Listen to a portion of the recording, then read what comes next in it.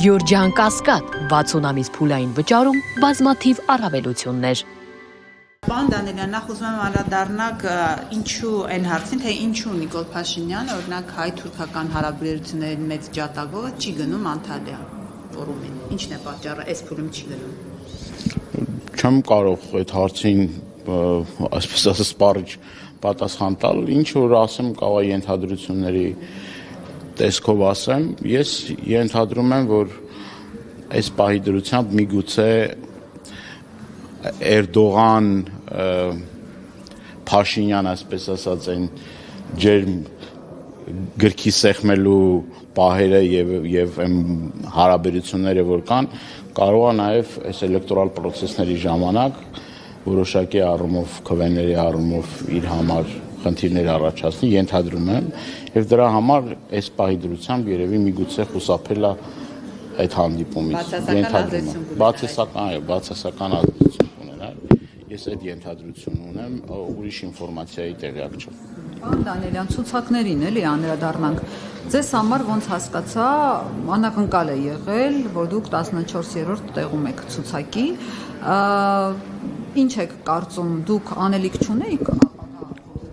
Ինչից ենթադրեցիք, որ ինձ համար անակնկալ է եղել, կամ ինչից ենթադրեցիք, որ ինձ համար կարևոր է ցուցակում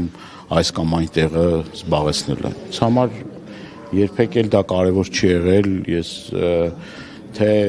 18 թվականի ռեյտինգային ընտրությունների ժամանակ, թե դրանից հետո 21 թվականի ընտրությունների ժամանակ երբեք ոչ դժգոհություն ունեցել եմ իմ տեղի հետ կապված, ոչ էլ մեր թիմում տենց պայքար չկա ցուցակի տեղի համար, ինչ որ տենց մարտեր առանց կանոնների բանել, այդ պատկերացումները չեն քննարկել։ Ես ինքս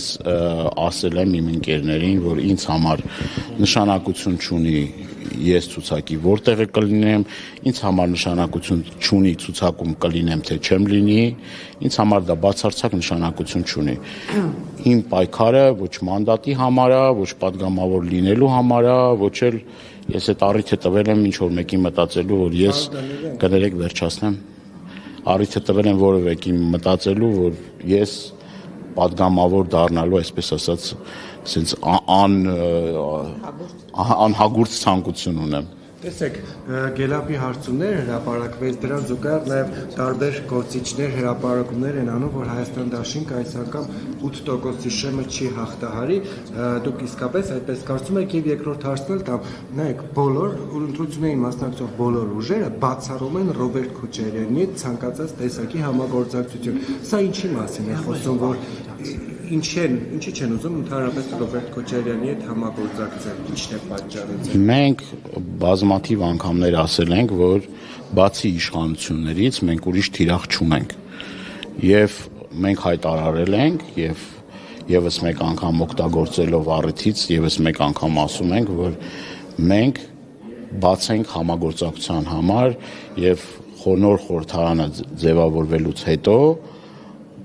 ես կարծում եմ, որ բոլոր ընդդիմադիր ուժերը պետք է այդ հարցը տան, թե եթե իրար հետ չեն համագործակցելու իշխանություններին հեռացնելու իրենց օրակարգը որն է, այդ դրան պիտի պատասխանենք։ Մենք պարզ ասել ենք,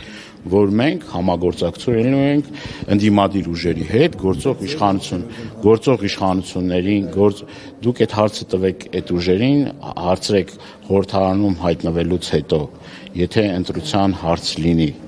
իրենք ընդդիմադիր ուժերի հետ համագործակցություն են պատկերացնում, թե քաղաքացիական պայմանագրի հետ համագործակցելու։ Սա շատ կարևոր